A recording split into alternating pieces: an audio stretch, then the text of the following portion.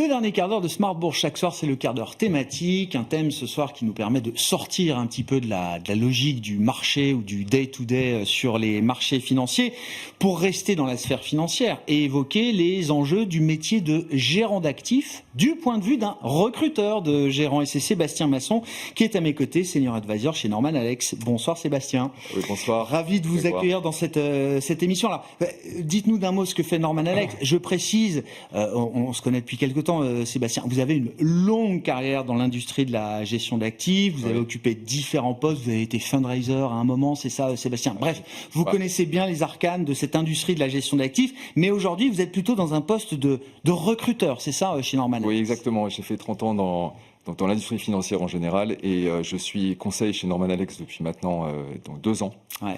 Norman Alex, une société, donc un cabinet de recrutement qui est plutôt spécialisé sur tous les métiers de la finance, plutôt même au sein des métiers de la finance sur tout ce qui est family office, banque privée, et présent au niveau international puisque nous avons des bureaux aux États-Unis, au Moyen-Orient et en Europe évidemment dans les principales villes. Voilà. Superposition pour suivre l'évolution de ces métiers de la finance, Sébastien, l'évolution du métier de gérant d'actifs. Sur quels critères vous recrutez des gérants d'actifs aujourd'hui pour le compte de vos clients? Autrement dit, qu'est-ce que vos clients cherchent quand ils vous demandent à vous d'aller recruter un gérant d'actifs? C'est quoi le métier d'un gérant d'actifs à l'heure de la gestion passive et des ETF à tout va et à l'heure de l'intelligence artificielle? Alors, les ETF sont une spécificité de l'industrie financière. L'IA bouleverse tous les secteurs, tous les métiers, et la gestion d'actifs ou l'industrie financière est pas en reste, évidemment, de ce point de vue-là. Non, le métier a complètement changé, mais comme beaucoup de métiers qui sont même pas dans la finance.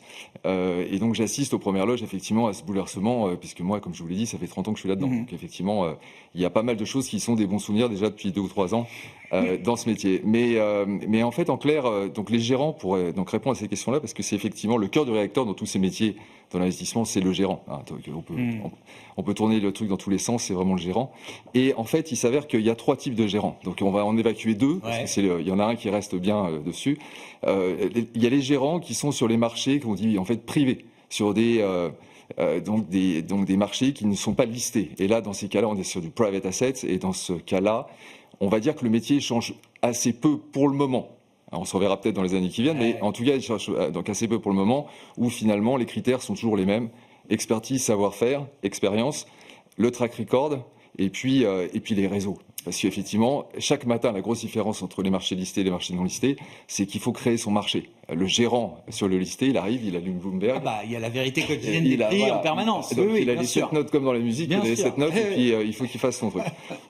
Donc ça, c'est le premier qu'on évacue. Donc en sphère privée, on évacue au sens large, mais les actifs non cotés. Vous dites le métier de gérant, pour l'instant, reste à peu près intact. Il est à peu près intact. Il y a évidemment des outils qui aident à la décision, etc. Évidemment, de plus en plus. Mais c'est quand même un métier où on reste quand même sur des basiques qui sont les mêmes qu'il y a quelques années. Le second, c'est sur les marchés listés maintenant, et on arrive dans un degré d'efficience plus important, parce que c'est l'efficience tout ça. Les marchés non cotés ne sont pas efficients, ne sont pas encore trop efficients. Et ensuite, on a effectivement les marchés listés. Alors sur les marchés listés, il y a tous les gérants de hedge funds qui sont de plus en plus nombreux. Et là, effectivement, ils se battent contre une performance absolue.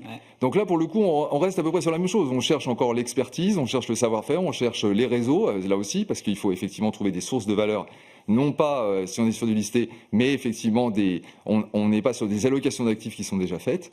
Et là, en l'occurrence, le métier change moins. Alors il y a des trends très importants des gérants très classiques qui viennent sur le private asset et sur les jeunes, mais en tout cas, dans les recherches, pour revenir au recrutement, on est sur la même chose. La question, le sujet principal, c'est là aujourd'hui, quand on est, et ça représente quand même, c'est ça qui est important, c'est quand même 80-90% des encours gérés au niveau mondial. J'ai pas le chiffre parce que les chiffres on en a plein. Mais l'ordre de grandeur. L'ordre de grandeur, c'est 80-90%. Ce sont des gens qui se battent contre le marché, qui, et on va mettre de côté les bons sentiments et tout ce qui est vanille fraise, mais qui à 90% sont battus par les ETF et qui passent effectivement leur vie à gérer activement pour battre donc d'une part le marché, mais ça fait déjà 20 ans que ça dure, de façon très difficile, pour pas en rajouter, et 2, il faut qu'ils battent maintenant les outils qui sont bâtis, qui doivent aussi battre le marché, et qui marchent pour la plupart. Des outils systématiques, c'est ça. Alors des outils d'IA, alors on dit IA, mais en fait c'est la gestion quantitative, qui a commencé. Donc les pionniers là-dedans, c'est donc BlackRock, c'est donc JP Morgan, qui depuis des années font effectivement ce genre de choses et qui ont amélioré au jour le jour. Donc ça veut dire qu'effectivement, il faut battre aussi ces outils qui sont des outils d'IA et qui permettent effectivement d'être aussi un indicateur. Et donc ça veut dire quoi? Ça veut dire que là, donc derrière, on a des profils de gérants qui, s'ils ne font rien, s'ils restent effectivement sur le profil de expertise, savoir-faire et même, on va dire, track record, ils pourront pas battre. Et donc ça veut dire qu'à ce moment-là, il y a une inutilité qui est importante. Alors, on a effectivement toujours des remplacements. On a des postes ouverts aujourd'hui sur des gens classiques. Et donc là, il y a une pyramide des âges naturelle, j'allais dire, qui fait que ce marché du recrutement reste un marché qui tourne. Il y a une forme de récurrence de ce point de vue-là. Et puis c'est comme tous les métiers, il y a une inertie très importante, c'est-à-dire ça tourne comme ça. Bon, si je prends, je suis volontairement en fait provocateur et c'est pas du tout ce qui est en train de se passer, mais donc il s'avère que je m'intéresse au sujet depuis assez longtemps et je discute avec beaucoup de gens qui font donc justement tous ces outils d'aide à la gestion de façon intuitive maintenant, qui sont sélectifs de titres pour mettre dans des portefeuilles, etc. Il y a même des gens qui aujourd'hui, je vais vous donner, enfin je pense que vous le savez, parce que vous êtes là tous les jours, mais il y a des gens qui vont aller chercher avec des outils d'intelligence artificielle, avec un décalage de 2 à 3 secondes, exactement les investissements qui sont faits par les meilleurs fonds dans des configurations de marché. Et du copy trading, quoi. Du copy trading, mais avec des écarts de temps qui sont plus réduits. Sur des configurations de marché, parce qu'il y en a qui sont très bons sur des marchés particuliers, pour pas rentrer dans les détails, et puis d'autres qui sont très bons dans d'autres, et qui vont faire ça. Donc à l'arrivée, qu'est-ce que vous voulez battre avec un gérant, même qui travaille 12 heures par jour, avec la régularité d'un diesel? C'est pas possible. Voilà. Donc là, on a effectivement 3 axes qui sont assez importants. Pour réinventer ce métier, pour pas se faire engloutir, c'est ça. Pour répondre à des demandes de gérants. Alors, il y a un truc que j'ai appris depuis 2 ans, c'est que je donne pas de nom. J'ai donné les noms pour les gens, les pionniers, mais de noms de gens évidemment. Mais oui, de noms de société. Oui, j'entends bien. Non, de gens. J'entends bien. Et en clair, il y a 3 axes. Il y a le premier, c'est qu'on cherche des gens qui sont qui connaissent le métier, c'est-à-dire qui font ça depuis des années, qui ont l'expérience. Donc l'expérience, ça compte encore quand même. Ça compte quand même. D'accord. Il faut savoir ce que c'est que de gérer. Bon, mais c'est plus du tout suffisant. Voilà, c'est plus du tout suffisant. Voilà. 2, c'est évidemment des gens avec des compétences technologiques aujourd'hui, qui savent ce que c'est que du machine learning, qui ont donc une notion de la data, qui vont chercher des data alternatives, parce qu'il s'agit de comprendre les IA, il faut comprendre tout ce qui est logiciel, justement, donc d'aide à la décision, pour justement les compléter, apporter de la valeur. Il y a des gens, là aussi c'est un autre exemple, qui sont en train de faire des choses aujourd'hui très intéressantes, qui vont chercher effectivement les corrélations quand un nom de société, on est toujours sur un marché listé, donc sort de façon intensive sur les réseaux sociaux. Et en fonction de ça, il y a des choses qui sont mises en place. Donc il faut que le gérant aujourd'hui, il connaisse pour pouvoir donc comprendre, donc décortiquer, implémenter des nouvelles choses afin de faire la performance, parce que à l'arrivée, à la fin de la journée, c'est de la création de valeur. Il faut fabriquer de la valeur tous les jours. Et donc c'est pas en faisant l'indice moins les frais de gestion, parce que c'est ça le sujet en fait, qu'on crée de la valeur. Voilà. Donc ça, c'est le deuxième point, et il y a de plus en plus de gens qui ont effectivement... Alors, on ne va pas chercher des gens qui vont se former à faire ça. On va chercher des gens qui se déjà opérationnels, déjà formés, bien sûr. Et qui connaissent et qui voient un petit peu donc le meilleur des deux mondes. Et puis, il y a un troisième axe qui est qu'il y a un axe humain, parce que finalement, donc dans Manalex, on fait du recrutement, on fait aussi du conseil en M&A, et le facteur clé, c'est le facteur humain dans tous ces métiers-là. Et le facteur humain pour un gérant est très important, donc à 2 niveaux à mon sens. Le premier, c'est qu'on a des gens qui doivent être expert en fait en contextualisation, c'est-à-dire qu'il faut remettre dans son contexte toutes les choses.